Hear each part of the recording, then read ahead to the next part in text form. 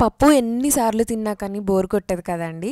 So, పర్టిక్యులర్‌గా ఈ సీజన్‌లో నేను వెయిట్ చేసే పప్పు ఏదన్నా ఉందంటే అది వాక్కాయ పప్పు. దీన్ని మనం కలేకాయ పప్పు అని కూడా అంటూ ఉంటారు ఒక్కో దగ్గర.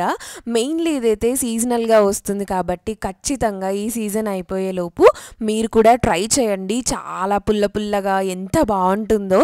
ఇది మంచిగా కరెక్ట్‌గా చేసుకోవాలే కానీ దీనికి మించిన పప్పు అయితే ఇంకోటి ఉండదండి. అంత బావుంటుంది. నాకైతే చాలా చాలా ఇష్టం.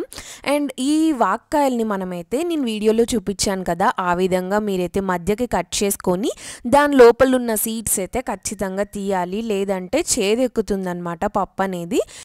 పావు కేజీ పప్పుకి పావు కేజీ వాక్కాయలు లేదా కలంకాయలు అయితే కరెక్ట్ మెజర్‌మెంట్‌తో సరిపోతుందండి. మీరు దాని ప్రకారం తీసేసుకోవచ్చు. ఇంకా ఎక్కువ పుల్లగా తింటారు అనంటే ఇంకొన్ని వాక్కాయలైతే మీరు యాడ్ చేసుకోవచ్చు. మెయిన్‌గా ఈ వాక్కాయల బెనిఫిట్స్ వచ్చేసి మనకి రిచ్ ఇన్ విటమిన్ సి, అలాగే డైజెషన్‌కి బాగా యూజ్ అవుతుంది. అండ్ ఇది యాంటీ ఆక్సిడెంట్ రిచ్ కూడా. అండ్ మన ఆకలిని కూడా బాగా పెంచుతుందండి. సో, డెఫినెట్‌గా ఈ సీజన్‌లో మీరైతే వాక్కాయ పప్పు ఖచ్చితంగా చేసేసుకోండి. అండ్ మీకెలా వచ్చిందో నాకైతే ఖచ్చితంగా కమెంట్స్‌లో చెప్పండి. మీలో ఎంతమందికి ఇష్టమో కూడా నాతో అయితే షేర్ చేసుకోండి.